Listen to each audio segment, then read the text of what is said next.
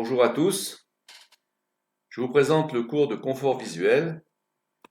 Alors, le programme de ce demi-module est constitué de 2 heures de cours, 8 heures de TD, 4 heures de TP, une partie sur l'étude d'un luminaire et une autre partie sur l'étude de la réflexion sur des matériaux du génie civil. Et pour finir, un examen d'1 heure.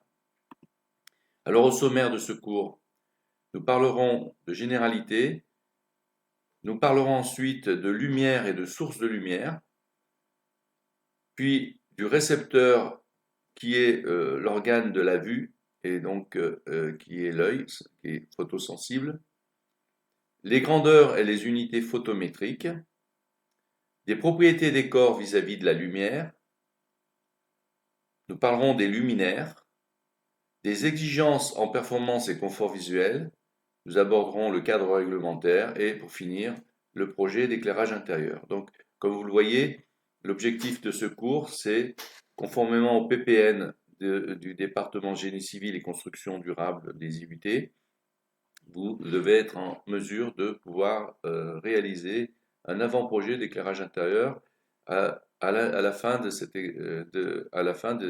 demi-module de 15 heures.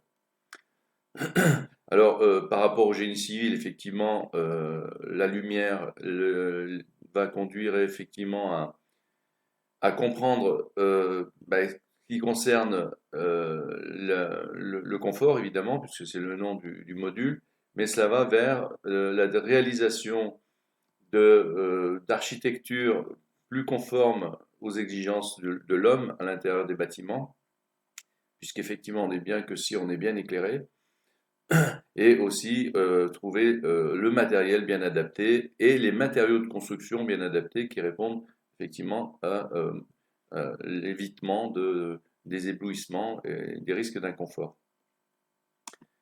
Alors, l'éclairage, qu'est-ce que c'est? La définition de l'éclairage, c'est défini comme étant l'application de la lumière aux objets ou obstacles et à leur entourage pour qu'ils puissent être vus correctement, rapidement, sans fatigue visuelle et avec un confort adapté. Alors que la lumière, vous venez de sortir d'un module qui est le module de rayonnement, transfert de chaleur, et donc le rayonnement, c'est effectivement, la lumière représente qu'une partie du rayonnement, donc on va retrouver exactement les mêmes lois, les mêmes principes, les mêmes grandeurs, qui sont plus ou moins avec des éléments similaires.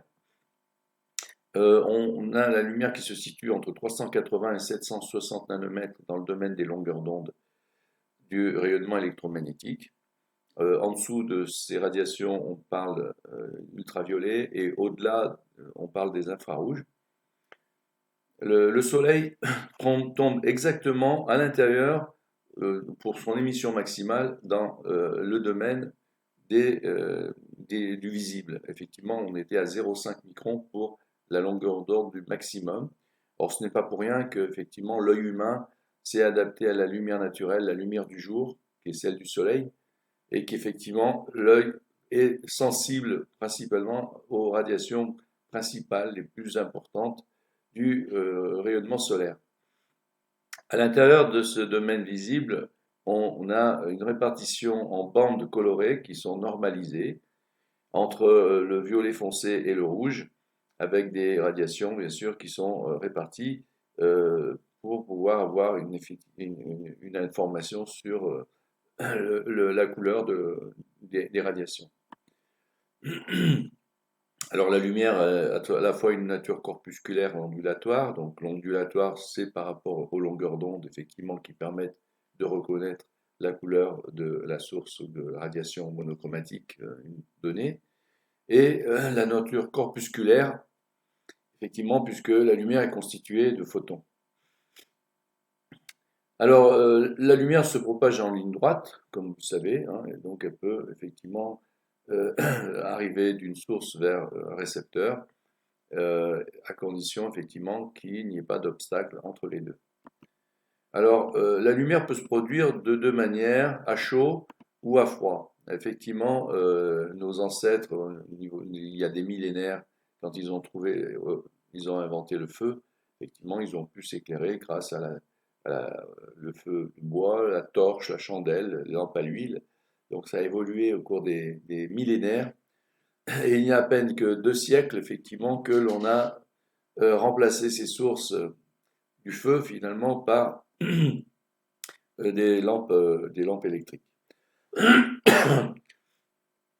Et puis, il y a la solution d'émettre la lumière à froid. Donc, la froid, donc, c'est même utilisé à l'heure actuelle sur les lampes fluorescentes qui utilisent la phosphorescence de matériaux fluorescents et qui est issue finalement de roches particulières. Mais il y a aussi la bioluminescence, hein, vous connaissez les lucioles, effectivement, qui produisent de la lumière de manière bioluminescente. Et puis, triboluminescence, c'est quand on fait faire des étincelles par frottement. Thermoluminescence, c'est lorsqu'on échauffe un corps à haute température. Hein, vous mettez dans le feu une barre de fer, elle peut ressortir rouge et produire de la lumière. Et puis, il y a des phénomènes un petit peu particuliers comme la foudre, qui sont des phénomènes naturels que l'homme ne peut pas maîtriser. Alors, comment produire la lumière avec l'électricité? Alors, je vous disais environ 2 siècles, Humphrey Davy et Michael Faraday, en 1812, ont réussi à faire un arc électrique au charbon. Et puis, Thomas Edison a utilisé un filament au charbon également, qu'il a porté à haute température en faisant passer l'électricité à l'intérieur, et c'était l'origine, en 1878, des lampes à incandescence, qui ont encore leur application à l'heure actuelle. Au-delà des lampes à incandescence, il a été découvert au début du XXe siècle les lampes luminescentes issues de décharges électriques sur des atomes métalliques comme la vapeur de mercure, la vapeur de sodium, donc les principales vapeurs qui sont utilisées pour les sources de lumière. Et le bombardement d'électrons, donc la décharge électrique en question, va exciter les électrons qui sont situés sur les différentes couches des atomes. Et cette excitation va faire que les électrons sont éjectés de leur niveau fondamental. Et au moment où l'électron revient naturellement vers sa couche initiale, c'est là qu'il va produire des photons qui ont une longueur d'onde très particulière qui est directement proportionnelle à la variation d'énergie entre les couches électroniques. Et finalement, l'électroluminescence, c'est un phénomène électronique qui permet, avec les LED, de produire également de la lumière. Lumière qui, à la base, est monochromatique, mais qui permet, en produisant différentes radiations monochromatiques, de les combiner, du type RVB, rouge, vert, bleu.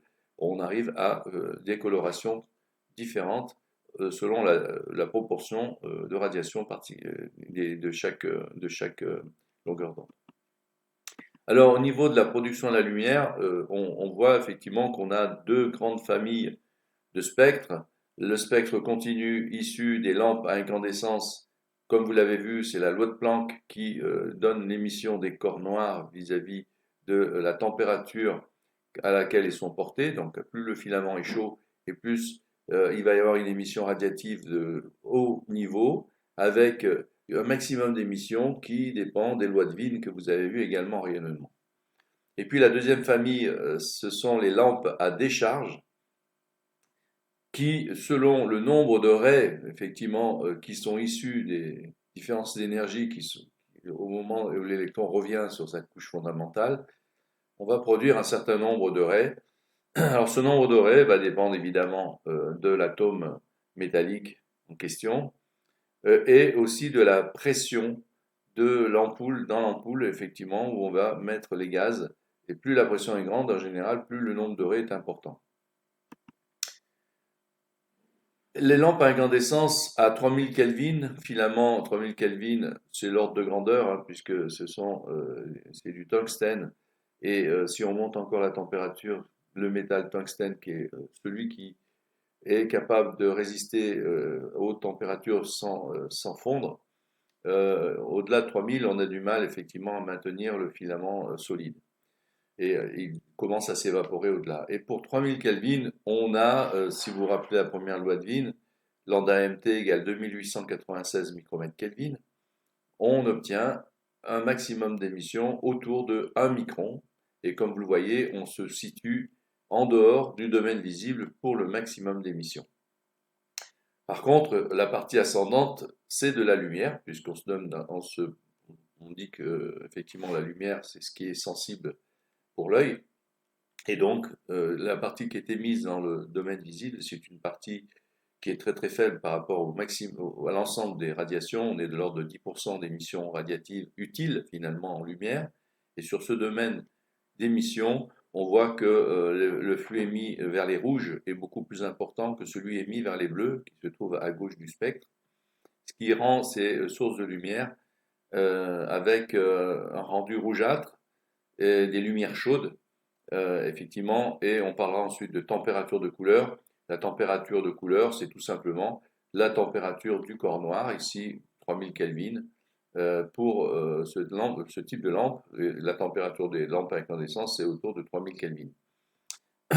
Et on verra que pour les autres sources, cette température de couleur est assimilée à ce phénomène de la loi de Planck. Alors pour les autres lampes à décharge, je vous ai expliqué un petit peu le fonctionnement.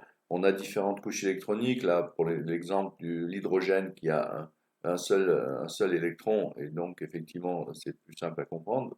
Pour un seul électron, ça nous donne un certain nombre de possibilités de transition énergétique.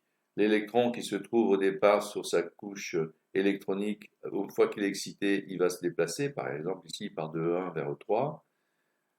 Et ensuite, effectivement, il a la possibilité de redescendre sur sa couche fondamentale, éventuellement, en 2 étapes, de ramener vers la couche d'énergie E2, et effectivement, un certain radiation avec une longueur d'onde ou une fréquence ici nue qui va dépendre de la variation d'énergie E3 moins E2, va être émise par la source de lumière. Et donc, toutes ces transitions possibles vont conduire à avoir un spectre de raies avec différentes raies qui sont, selon le nombre de transitions possibles, elles sont en nombre plus ou moins important.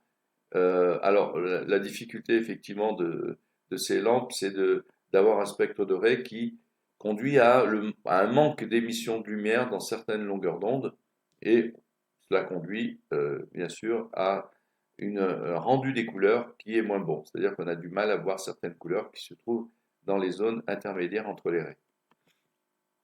Alors ce type de lampes, ben, vous les connaissez, on les utilise depuis des décennies. Alors elles sont de plus en plus supplantées dans les locaux de l'IUT en particulier. Quand on refait une salle, on prend des LED à la place qui ont une efficacité plus intéressante, et surtout un entretien beaucoup plus simplifié dans la mesure où ce sont des lampes qui ont une durée de vie bien meilleure. Donc il n'y a pas à les changer toutes les années. Donc, alors qu'avec ces tubes, on a une durée de vie de l'ordre de 10 000 heures. On peut atteindre au moins 30 000 heures avec les LED. Alors, effectivement, sur ces lampes, on voit à gauche ici, ce sont des lampes qui sont avec une indication normalisée. Donc, par exemple, ici, 18 watts 930. Qu'est-ce que ça signifie? Bon, la lampe fait 18 watts. Or, quand on a la puissance, elle correspond automatiquement à une certaine longueur du tube fluorescent. Donc là, par exemple, pour la 18 watts, elle fait nécessairement 60 cm. Après, effectivement, les fabricants ont d'autres longueurs standards, comme la lampe de 36 watts qui fait 1,20 m et la lampe de 58 watts qui fait 1,50 m de long. Et 930, eh bien, la signification, le 9, représente un chiffre qui identifie un rendu des couleurs au moins égal à 90%. Le rendu des couleurs le meilleur correspond à la lampe à spectre continu, par exemple la lampe à incandescence ou le soleil, qui a un rendu des couleurs de 100. Et puis le 30 est un chiffre qui s'apparente en fait à la température de couleur. 30, c'est pour 3000. C'est effectivement la température de couleur d'un filament de tungstène. qui est capable, et dans les tubes fluorescents, on est capable de reproduire cette température de couleur qui est représentative de cette lumière un peu chaude. Et cela est produit grâce aux poudres fluorescentes qui tapissent l'intérieur de ces tubes et on peut jouer sur la nature des poudres pour obtenir la température de couleur que l'on souhaite. Ça peut être 3000, 4000, 5000, 6000, effectivement, selon effectivement la poudre utilisée. Pour des applications un peu pour des petits locaux, pour l'habitation, on remplace ce type de tube long par des lampes compactes qui ont l'avantage d'intégrer toute l'électronique qui est nécessaire à faire fonctionner ces lampes. Donc l'avantage c'est que elles ont un culot qui est tout à fait standard et qui peut remplacer les anciennes lampes à incandescence. Et cela permet effectivement de réduire fortement la consommation d'énergie puisque par rapport aux vieilles lampes qui existaient, on les remplace par ces tubes intégrés qui ont une efficacité environ 8 fois meilleure et donc on consomme à peu près 8 fois moins d'énergie qu'avec les anciennes lampes à incandescence qui ne sont plus vendues de plus en plus maintenant. On ne voit plus dans les commerces ces lampes à incandescence. On trouve les lampes effectivement halogènes qui sont des lampes particulières de lampes à incandescence. Alors voilà pour les LED, effectivement, comme je vous le disais, on a trois couleurs qui vont se combiner pour faire une lumière blanche. Effectivement, on parle de lumière blanche quand effectivement on a la possibilité de voir toutes les radiations du spectre visible. Et en les combinant, toutes ces radiations donnent une lumière qui a une couleur blanche. La durée de vie des LED donc, est très importante, comme je le disais, mais il y a quand même une particularité, c'est que si on augmente la température, les LED ont une durée de vie qui peut fortement être réduite. Donc il faut éviter de les faire fonctionner dans des ambiances trop chaudes. Voilà un récapitulatif de quelques spectres de lumière. Donc là, on retrouve la lumière à incandescence qui est un spectre continu, un spectre de lampe fluorescente qui combine l'émission de la poudre fluorescente qui est relativement continue, mais en plus on a les raies colorées qui sont issues finalement de l'émission de, de la, du bombardement électronique, donc de, de la lampe à décharge, qui pour le mercure a un spectre relativement générique lié à la vapeur de mercure située dans les tubes fluorescents. On voit une lampe un peu particulière qui s'appelle la lampe à vapeur de sodium basse pression qui a un seul ray. Donc basse pression, effectivement, plus on baisse la pression, plus on réduit le nombre de rays. Alors ces lampes, effectivement, elles émettent une lumière qui a l'avantage d'être concentrée dans la zone où l'œil est le plus sensible, à peu près au milieu du domaine visible, et effectivement a une efficacité très intéressante. Par contre, elle a un niveau de rendu des couleurs qui est nul, puisqu'on ne voit pas du tout les couleurs en dehors du jaune. Alors, ces températures de couleur, je vous le disais, donc plus elles sont basses et plus c'est une lumière chaude. C'est le cas de la lampe à incandescence autour de 3000 Kelvin. Et par contre, lorsque vous avez des lumières froides, c'est des lampes qui sont généralement à des températures de couleur au-delà de 6000 Kelvin. Au niveau de l'efficacité lumineuse qui est notée K, la définition c'est le flux lumineux produit divisé par la puissance de la lampe et donc les unités sont automatiquement des lumens par watt. On verra que le flux lumineux s'exprime en lumens. On verra la définition tout à l'heure. L'efficacité de ces lampes selon les modèles peut atteindre jusqu'à 200 lumens par watt, c'est le cas des lampes à vapeur de sodium basse pression. Mais vous avez la lampe à incandescence tout en bas hein, qui a des efficacités de l'ordre de 10 à 20 lumens par watt.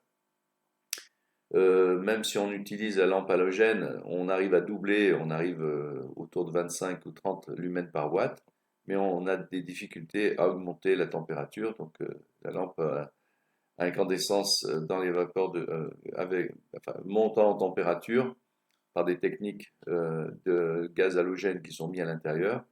On peut augmenter un peu la température du filament, mais effectivement, après, le filament commence à se désintégrer. Le problème aussi de ces lampes halogènes, c'est qu'elles ont une durée de vie relativement courte, de l'ordre de 2000 heures. Et on voit ici en rouge la lampe LED. Alors c'était dans les années 2000, elle arrivait autour de 50 lumens par watt. À l'heure actuelle, on peut monter à 130 lumens par watt et donc une efficacité un peu meilleure que la lampe fluorescente qui atteint autour de 100 lumens par watt. L'œil, c'est le récepteur finalement un des sens, le sens de la vue pour l'homme et qui permet effectivement de reconstituer les images de notre environnement. Donc, vous devez connaître un petit peu l'anatomie de l'œil avec la, le cristallin qui est finalement le- la lentille qui permet de réaliser l'image nette au fond de l'œil qui s'appelle la rétine.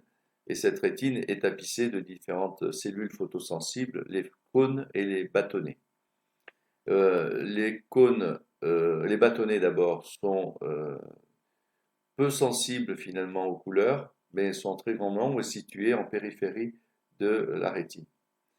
Elles ont, elles sont pas très efficaces pour la sensation de couleur et un peu lentes à l'adaptation.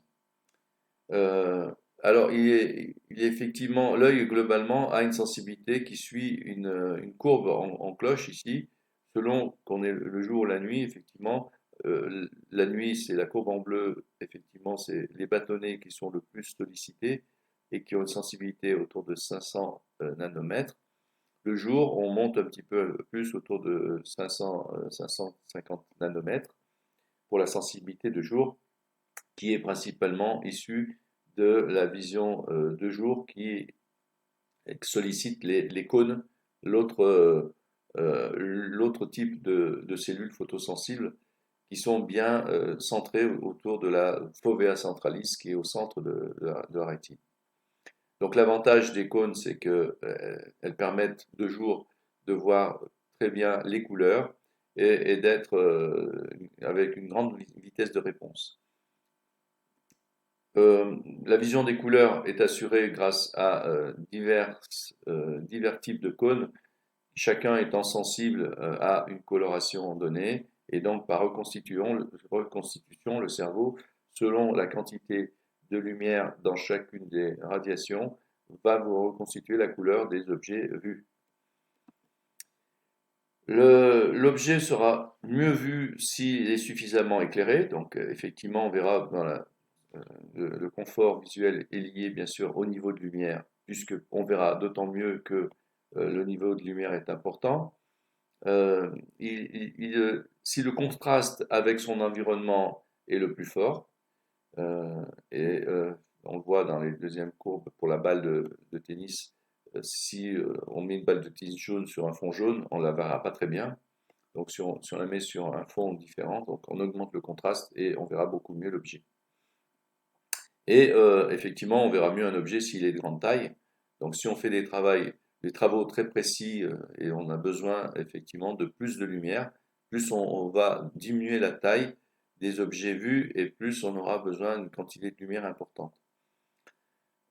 Alors aussi si l'objet est immobile ou se déplace à vitesse réduite, effectivement, un objet fixe est plus facile à visualiser.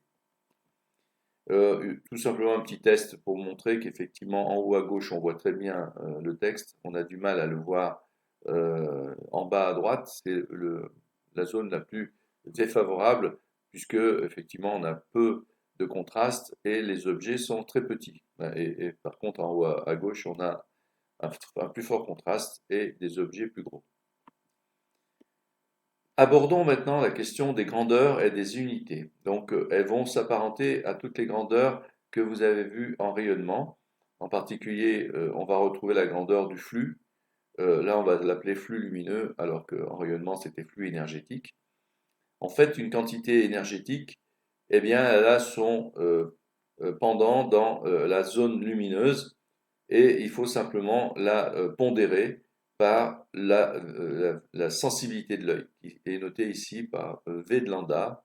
Effectivement, l'œil est sensible, comme je vous le disais, selon les longueurs d'onde, et principalement la plus sensible à la partie centrale du domaine des radiations, autour de 500-550 nanomètres.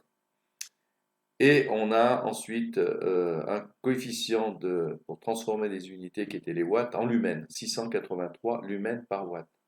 C'est-à-dire si on imaginait de construire une lampe avec une efficacité la meilleure, l'efficacité la meilleure ne peut jamais atteindre 683 lumens par watt.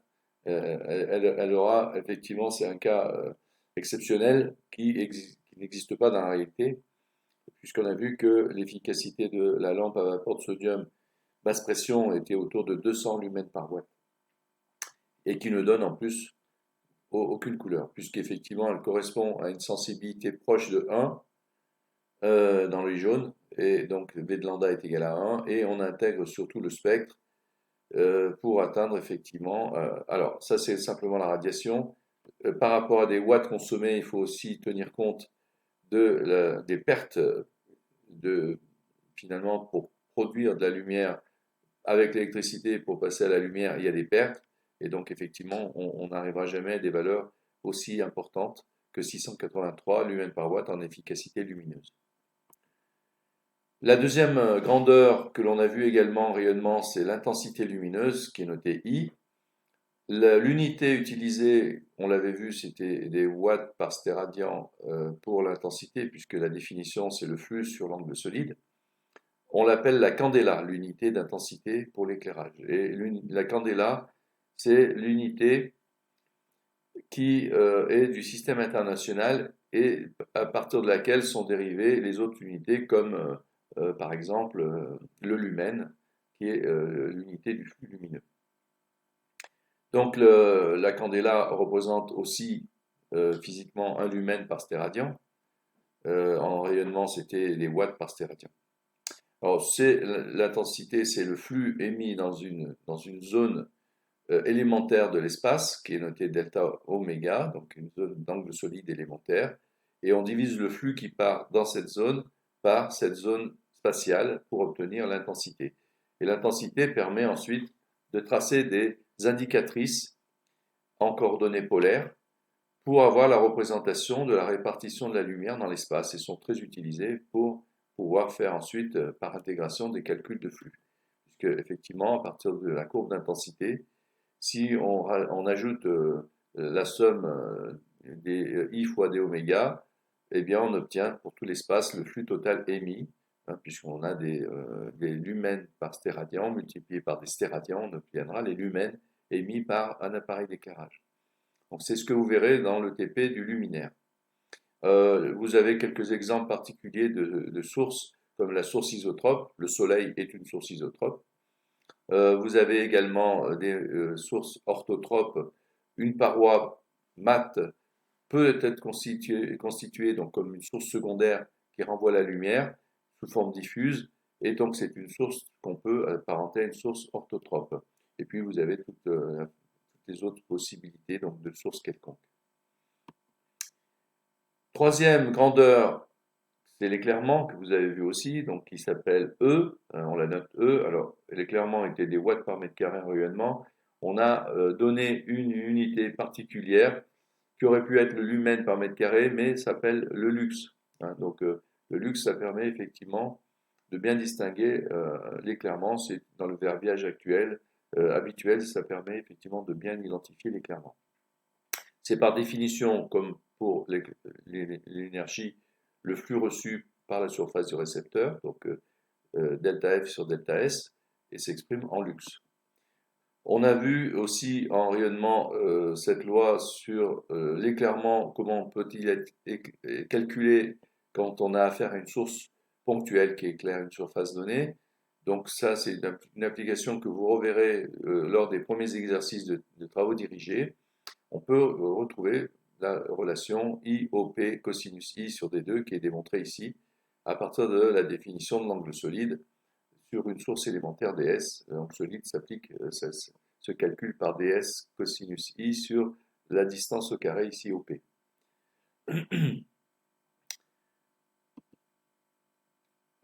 Quatrième grandeur, l'exitance qui s'appelle M, qui s'appelait émittance en rayonnement, c'est le flux émis par une surface sur la surface d'émission.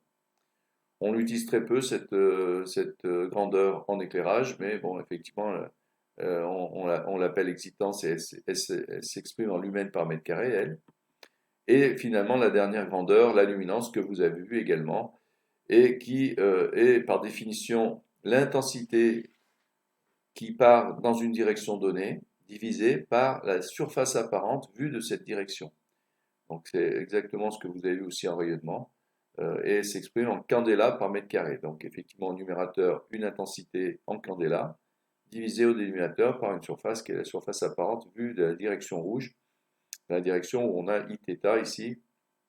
En projetant la surface jaune, on obtient surface apparente dans la direction de Iθ, et le rapport des deux représente la luminance, qui s'exprime en candela par mètre carré. La luminance, elle a une grande utilisation en éclairage, puisque c'est elle qui dicte finalement la notion de contraste lumineux. Effectivement, la luminance, c'est la luminosité d'une surface. Et donc, lorsqu'on a un objet qui est clair sur un fond sombre, ou qui est sombre sur un fond clair, c'est là qu'on peut obtenir des euh, contrastes intéressants. Et donc, le rapport entre les deux luminances, l'objet par rapport à son fond environnemental, va permettre effectivement de quantifier la notion de contraste lumineux qui favorise la bonne vision des objets. Mais également, la luminance a une importance pour la notion d'éblouissement. Une source est visible dans notre champ environnemental avec une luminance très forte, et plus vous avez des risques d'éblouissement. C'est le cas, par exemple, ici, d'une lampe à incandescence qui serait une lampe en verre clair. On ne verrait que le filament de surface petit a. Et si on divise l'intensité par la surface apparente petit a du filament, eh bien, vous obtenez une luminance L2 qui est beaucoup plus importante que dans le cas d'une lampe qui serait en verre dépoli, et pour laquelle la surface apparente serait grand A, qui serait beaucoup plus importante. Et le rapport de I, qui est plus ou moins le même entre les deux lampes, divisé par grand A, va donner un résultat plus faible, et donc un risque d'éblouissement bien plus faible. Donc c'est une possibilité effectivement d'éviter les risques d'éblouissement lorsque vous avez des lampes très lumineuses, c'est d'augmenter la surface d'émission de la lumière. C'est le cas par exemple des abat-jours qui permettent de cacher la source de lumière, mais de transmettre par transmission la lumière sur une surface beaucoup plus grande, et donc plus tamisée. La variation de luminance à laquelle l'œil est sensible est très très variable. Ça peut passer de 10-5 à des valeurs de 165 000 10 puissance 4 pour le Soleil. Effectivement, on est soumis à ce type de luminance dans notre environnement habituel, et l'œil est sensible et arrive à distinguer ces niveaux de luminosité. Pour une surface qui serait éclairée avec un éclairement de 400 lux, c'est à peu près ce qu'on a à l'IUT, le niveau obtenu en lumière artificielle avec nos sources de lumière. Si on a un papier blanc, on aura une luminosité du papier sur lequel vous travaillez qui est de l'ordre de 100 candela par mètre carré. Si vous avez un papier noir, donc par restitution, effectivement, puisqu'on s'intéresse à l'intensité qui revient vers votre œil, plus le papier est noir, il aura absorbé la lumière incidente, et donc il ne reviendra vers votre œil que 4% de la lumière incidente, puisque ρ est égal à 0,04, alors que dans le cas du papier blanc, c'est 0,8, donc 80%, ce qui explique la différence entre les deux niveaux de luminosité. La loi de Lambert, on la retrouve. Effectivement, une fois que vous avez la luminance, vous avez une loi qui permet effectivement de la ramener au niveau d'excitance ou d'émittance. Et surtout de passer à la notion, dans le cas des sources orthotropes, donc les surfaces mates en particulier, à l'indicatrice d'intensité. Ça, c'est un exercice que vous avez fait également en rayonnement, plusieurs exercices d'ailleurs, qui permettent de tracer l'indicatrice d'intensité d'une lumière qui serait réfléchie par une source orthotrope. Et effectivement, c'est la courbe verte ici, qui est une intensité en forme de sphère, tangente à la surface de l'objet éclairé. On retrouve les lois de base, la loi de l'inverse du carré de la distance. Donc là, on comprend bien que la surface bleue, lorsqu'elle est située à une distance courte, d1, elle reçoit par mètre carré finalement la même quantité de lumière qu'une surface bleue qui se situait à une distance double à peu près. Par contre, comme la surface est plus grande, vous avez un éclairement qui est 4 fois plus petit. Donc, effectivement, c'est la loi de l'inverse du carré de la distance. Si vous voulez augmenter l'éclairement, il faut rapprocher la source de la surface que vous voulez éclairer. Donc, dans un local, si vous voulez bien voir sur la table, il faudrait que la source ne soit pas trop haute par rapport au plan des tables. La loi du cosinus, c'est exactement la même chose. Donc, vous verrez un exercice, les premiers exercices où vous utiliserez ces relations. Dans le cas d'un éclairement sur un plan horizontal, on peut démontrer effectivement que l'éclairement a une relation. À la base, c'est I cosinus I sur D2, mais lorsqu'on remplace la distance D dans le cas d'un plan horizontal en fonction de H et de cosinus I, puisque dans le plan horizontal, l'angle alpha et l'angle I sont identiques, on trouve une relation ici, I alpha cosinus cube I sur H carré. La loi du cosinus, effectivement, permet de voir que si vous voulez augmenter l'éclairement, dans ce cas-là, il faudrait incliner la surface jaune réceptrice vers la direction de la source, et c'est là qu'on obtiendra l'éclairement le plus important. Hein, c'est ce qu'indiqué ici, maximal si I égale à 0, récepteur face à la source. Vous l'avez vu aussi dans le cas des capteurs solaires. Pour le comportement maintenant des matériaux, effectivement, vis-à-vis de la réflexion ou de la transmission, donc un corps qui reçoit la lumière peut effectivement la transmettre s'il est transparent ou semi-transparent, une partie réfléchie et le reste est absorbé sous forme de flux thermique.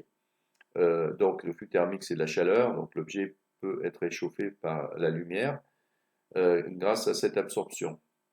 Le reste donc en réflexion va repartir dans l'espace et donc éventuellement éclairer d'autres surfaces et contribuer à des phénomènes d'interréflexion qui favorisent effectivement les niveaux de lumière à l'intérieur des locaux à condition que le facteur de réflexion soit suffisamment important. Donc effectivement, que ce soit le flux réfléchi ou le flux transmis, c'est encore de la lumière.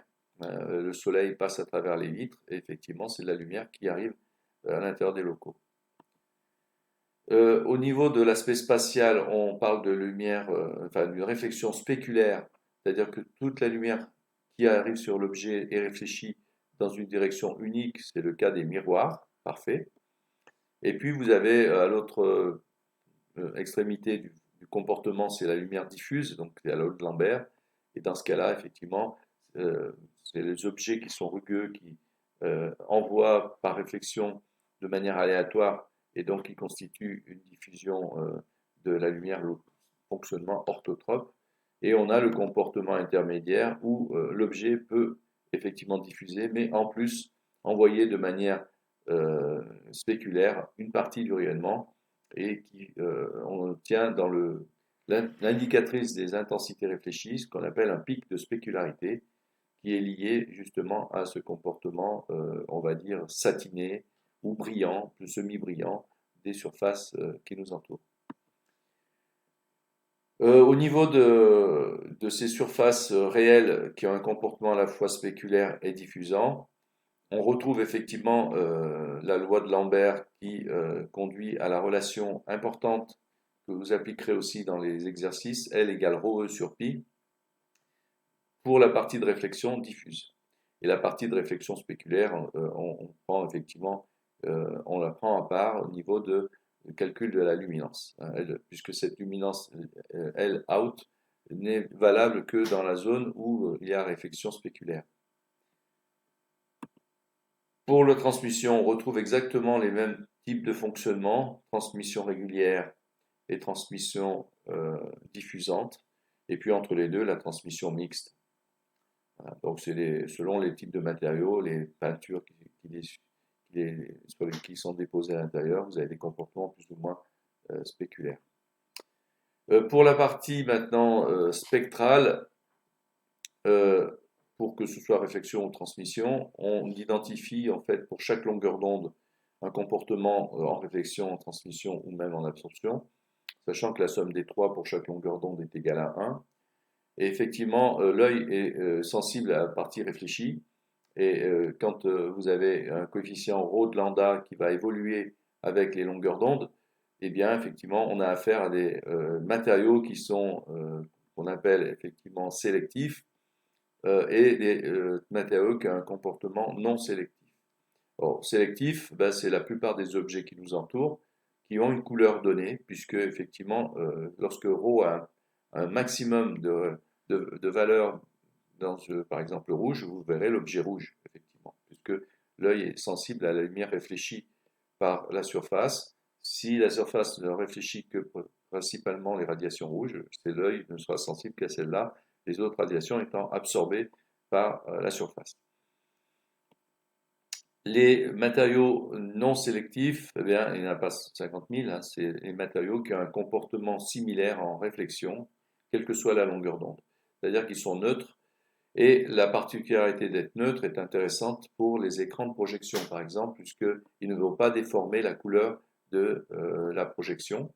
Donc, lorsque vous utilisez des projecteurs à l'IUT, vous avez sur l'écran de projection, vous avez l'image qui apparaît et que vous voyez effectivement avec les bonnes couleurs, puisque c'est des matériaux qui sont neutres. Et les seuls matériaux neutres, ce sont les surfaces blanches, grises ou noires, selon le niveau de facteur de réflexion. Le rendu des couleurs, ben, c'est une valeur qui, généralement, lorsqu'on l'identifie, varie entre 50 et 100. Et 100, c'est un rendu des couleurs parfait, qui est issu des lampes qui ont un spectre continu et qui permet effectivement d'identifier toutes les couleurs qui existent, qui sont éclairées par ces lampes blanches, lumière blanche, mais à spectre continu. Et donc les valeurs peuvent diminuer si le spectre de raies en question qui éclaire une surface, pour les lampes à décharge en particulier, vont avoir des manques importants de radiation et donc ça va diminuer le rendu des couleurs. Les luminaires. Donc les luminaires est généralement constitué d'un réflecteur qui permet d'avoir un flux lumineux plus ou moins directif. Alors il permet effectivement de répartir la lumière dans l'espace pour éventuellement améliorer l'uniformité, puisque effectivement on recherche sur un plan de travail une certaine uniformité pour que n'importe où vous êtes dans une pièce, vous ayez une lumière à peu près de même niveau d'éclairement. Et vous avez également des éléments complémentaires comme une grille de défilement qui permet d'éviter l'éblouissement limitant les niveaux de luminance de la source. Et vous avez une platine qui permet la fixation des auxiliaires électriques, puisque les lampes à décharge ont besoin d'avoir un ballast, des starters, tous les organes qui sont nécessaires à la bonne alimentation de la lampe. Les luminaires sont classés par une norme et effectivement les classes conduisent effectivement selon la répartition dans l'espace dans des zones qui sont notées ici F1, F2, F3, F4. Ce sont les valeurs des flux dans ces différentes zones. Donc si vous avez une valeur de F1 qui est très forte au détriment des autres, c'est que vous aurez une lumière qui est concentrée dans la direction verticale. Si au contraire vous avez un flux F4 très important, c'est que vous favorisez une lumière très large et donc que vous aurez une très bonne uniformité. C'est le cas des luminaires de classe J.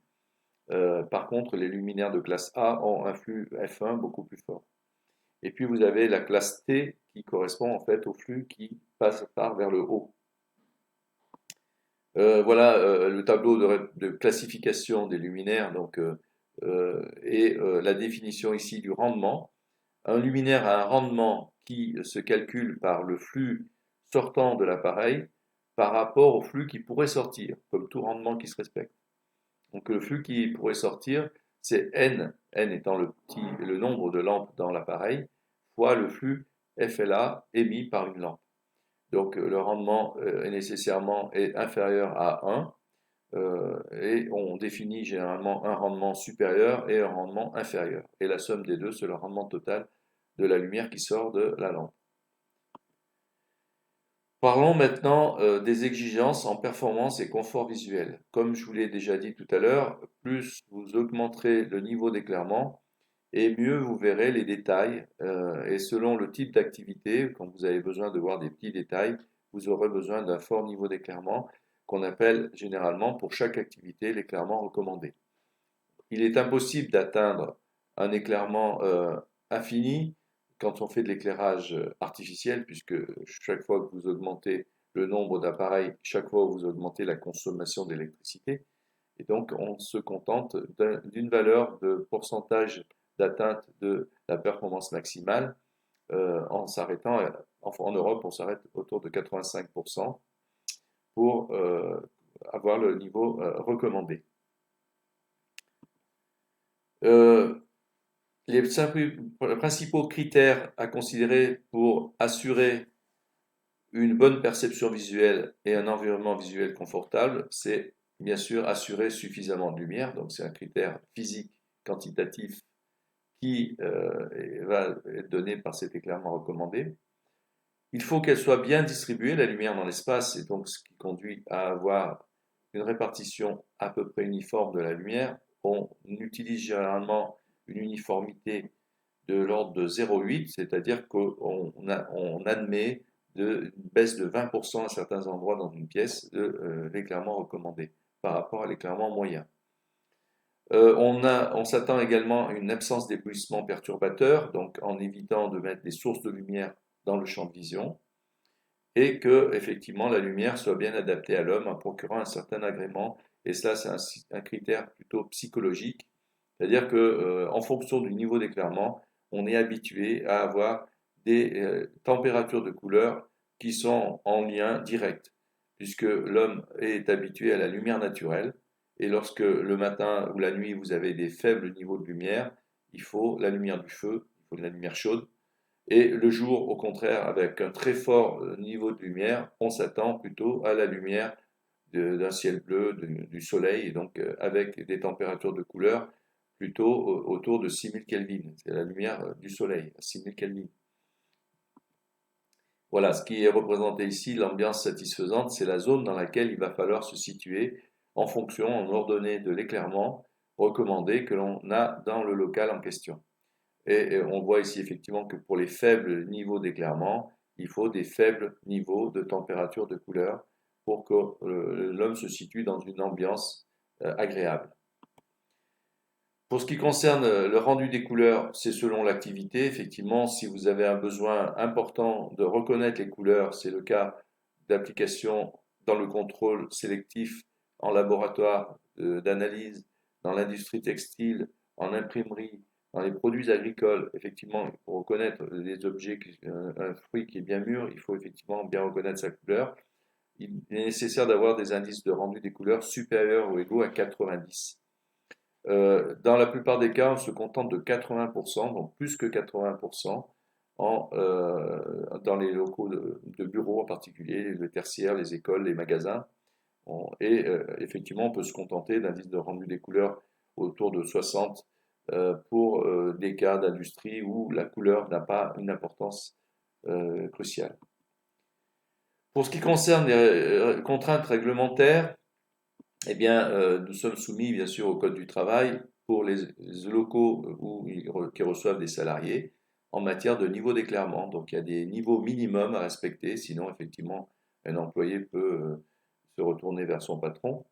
Il y a une norme également sur position des lampes par rapport au poste de travail par la norme ergonomie française. Et puis il y a depuis quelques dizaines d'années, une bonne dizaine d'années, la norme européenne sur l'éclairage des lieux de travail, des locaux de travail intérieurs, en particulier les bureaux, qui sont soumis à des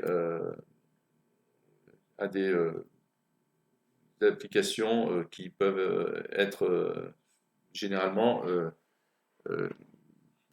on verra tout à l'heure. Donc l'éclairage des lieux de travail intérieur, la norme EN 12464.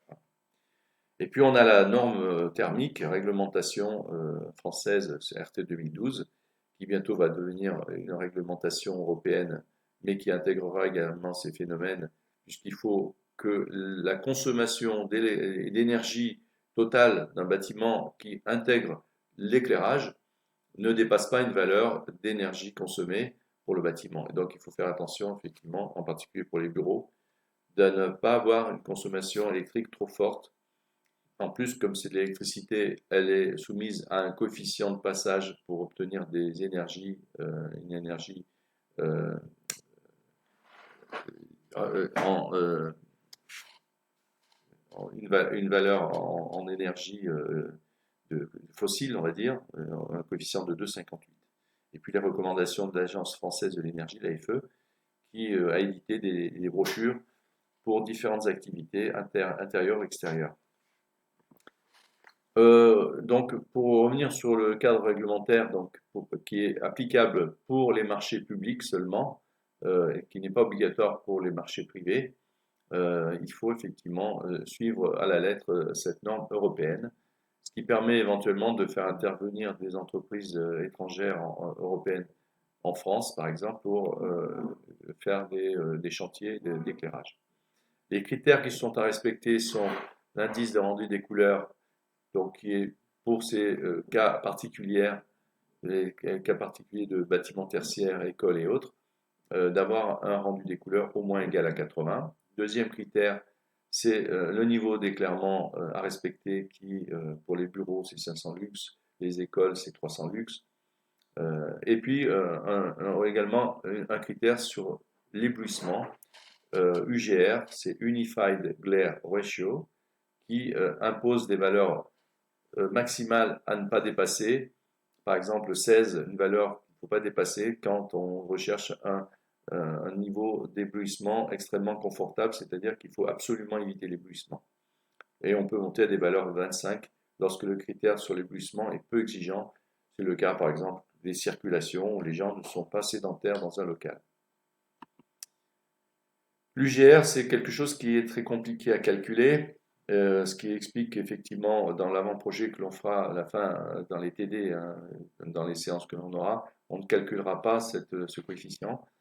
Donc, effectivement, il tient compte de l'indicatrice du luminaire de manière très précise et il intègre des facteurs liés au local également. Donc, c'est quelque chose qui peut se faire que de manière informatique. Pour la réglementation RT 2012, je vous en ai parlé, hein, donc on intègre la consommation d'électricité. Et donc, je vous le disais, un passage de 2,58 pour passer à l'énergie primaire. Et dans la mesure où il faut ensuite respecter des valeurs de consommation d'énergie primaire de l'ordre de 50 kWh par mètre carré par an.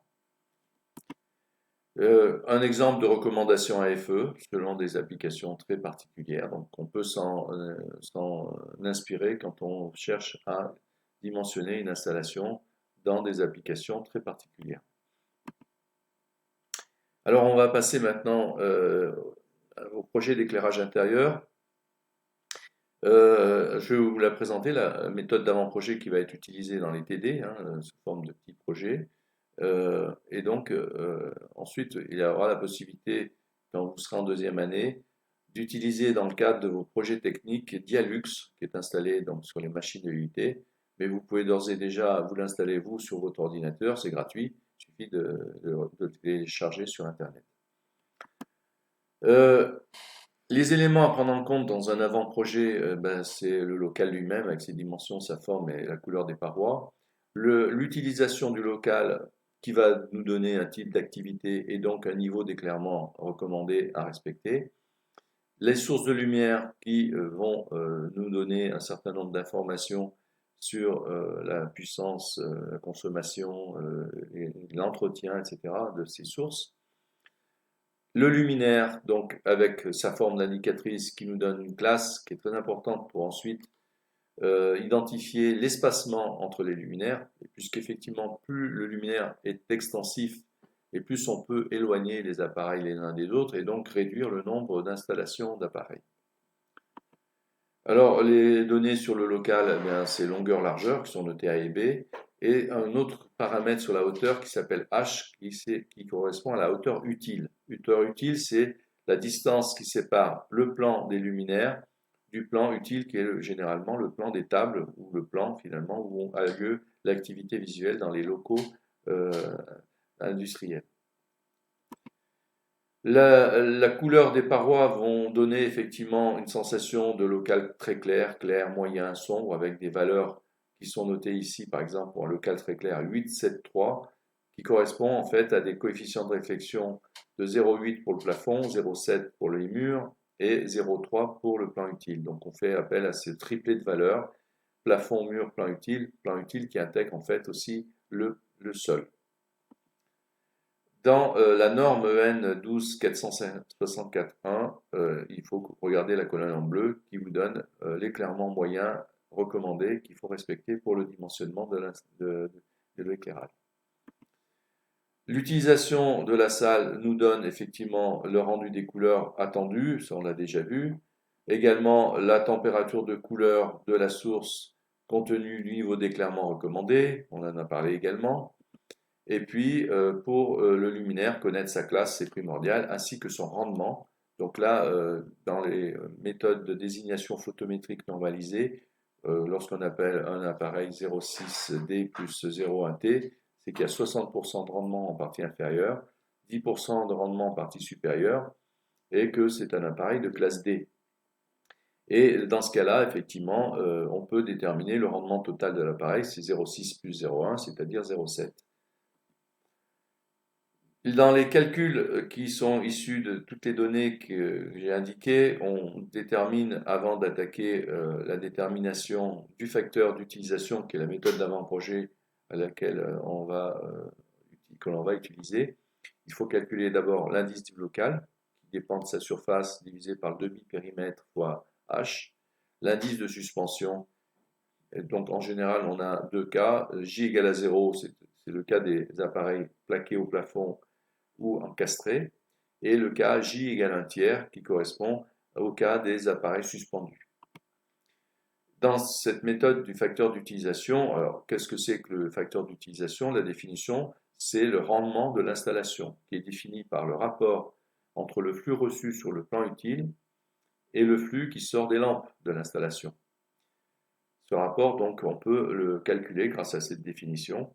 Le flux qui est reçu par le plan utile, c'est l'éclairement fois la surface réceptrice, donc Eurec fois AB, et on multiplie par un coefficient, on va dire, de sécurité, D, qui est le facteur de dépréciation, puisque effectivement, tous les calculs sont faits pour une installation neuve, les données de flux lumineux des lampes, également de rendement de luminaire, sont identifiées dans le cas d'un appareil neuf. Mais effectivement, au bout de quelques années de fonctionnement, on va réduire d'un coefficient donné, où il faut donc utiliser un facteur de surdimensionnement, ici par exemple, qui va de 1,2 à 1,6 selon l'empoussièrement ou le type de lampe utilisée. Donc ce facteur d'utilisation, ensuite, va être calculé grâce à un tableau des utilances que l'on va voir tout à l'heure. Donc le facteur de dépréciation est donné ici avec le temps. Il va effectivement, la lumière obtenue sur le plan utile va être réduite par rapport à une installation neuve, et à un certain moment il faut faire remonter la dépréciation, et donc il faut faire un entretien régulier en nettoyant les appareils, également en intervenant sur la couleur des parois qui s'assombrissent avec le temps à cause des salissures. Il faut faire effectivement de la rénovation, et à ce moment-là vous remontez le niveau de lumière sur le plan des tables. L'utilance, donc je vous en parlais, ce facteur d'utilisation se calcule en fonction de tableaux d'utilance qui sont déterminés en pourcents. Et l'utilance, la définition est légèrement différente de celle du facteur d'utilisation, puisque c'est le rapport entre le flux reçu sur le plan utile et le flux sortant des luminaires, et non pas des lampes. Et entre les deux, il y a tout simplement le rendement de l'appareil qui va intervenir. Ce qui explique effectivement la définition en bas du facteur d'utilisation. Le rendement inférieur fois l'utilance du tableau des flux inférieurs, UI, et ensuite on rajoute le rendement supérieur fois la valeur d'utilance de la classe T, c'est-à-dire la lumière qui part vers le haut. Donc dans l'exemple qui est donné ici à titre indicatif, on va chercher dans les tableaux d'utilance. Par exemple, ici, on a un appareil de classe D. Il y a une petite faute ici, marquée 83% pour classe C. En fait, c'est pour classe D. On va dans le tableau des utilances de la classe D, donc qui est donné juste après. Donc là, pour une classe D, on trouve 83%. dans le cas qui nous concerne, c'est-à-dire un indice local de 2,5 et un facteur de réflexion 7,11 et un appareil plaqué. Donc on prend ces 83% et il faut ensuite chercher dans le tableau de la classe T la valeur effectivement de 51% pour les mêmes conditions et qu'il va falloir ajouter donc pour obtenir le facteur d'utilisation. Et on retrouve ici dans l'exemple qui est traité pour le facteur d'utilisation, on multiplie le rendement inférieur de 0,6 par 0,83 UI et le 0,1 c'est le rendement en partie supérieure fois l'utilance de la partie supérieure qui valait 0,51. Au total, vous avez 0,549. Ce qui signifie que par rapport au flux des lampes, on a à peu près que la moitié qui atteint le plan utile et qui est finalement utile à l'éclairage. Finalement, compte tenu de cette relation, on obtient l'inconnu qui est le nombre d'appareils. Quand on dimensionne une installation, qu'est-ce qu'on cherche à faire? C'est de savoir combien d'appareils je vais installer. Une fois qu'on a choisi le modèle de lampe et le modèle d'appareil, on en déduit, compte tenu de ces données, la valeur du nombre d'appareils installés pour obtenir la bonne valeur d'éclairement, donc l'éclairement recommandé sur le plan utile. C'est une quantification du nombre nécessaire pour le niveau de lumière requis. Vous avez enfin une dernière condition respectée qui est l'uniformité de lumière. Donc l'uniformité, comme je vous le disais, va dépendre de la classe de l'appareil. Pour un appareil de classe A, il ne faut pas dépasser une fois la hauteur utile pour l'espacement entre les appareils. Sinon, vous aurez une uniformité qui ne sera pas très bonne. Donc ces valeurs, c'est des valeurs standards qui sont utilisées la plupart du temps pour vérifier et donc ça permet d'avoir une valeur de l'ordre de 0,8 en uniformité entre le flux, l'éclairement le plus faible divisé par l'éclairement moyen. Donc c'est quelque chose qui permet effectivement de bien fonctionner. Donc ça va de 1 pour l'espacement divisé par H, E sur H en fait, est égal à 1, le rapport E sur H, il peut atteindre 2,3 dans le cas des appareils extensifs de classe I et J. Finalement, la dernière opération, c'est de tracer sur un plan d'implantation la position des luminaires, une fois qu'on aura déterminé le bon nombre qui respecte à la fois les deux conditions, le nombre grand N nécessaire au bon niveau de lumière et le nombre grand N qui respecte les espacements maximum à ne pas dépasser pour avoir une bonne uniformité. Donc quand toutes ces conditions sont respectées, on peut tracer le plan d'implantation et on positionne ces appareils à des espaces petit e entre eux, sachant que le premier appareil proche des murs est placé à la distance E sur 2. Et ça vous donne le plan d'implantation. Voilà. J'en ai terminé avec ce cours. Et si vous avez des questions, vous pouvez m'envoyer un mail dès la fin du cours pour pouvoir me les poser, j'y répondrai. Merci de votre attention et au revoir.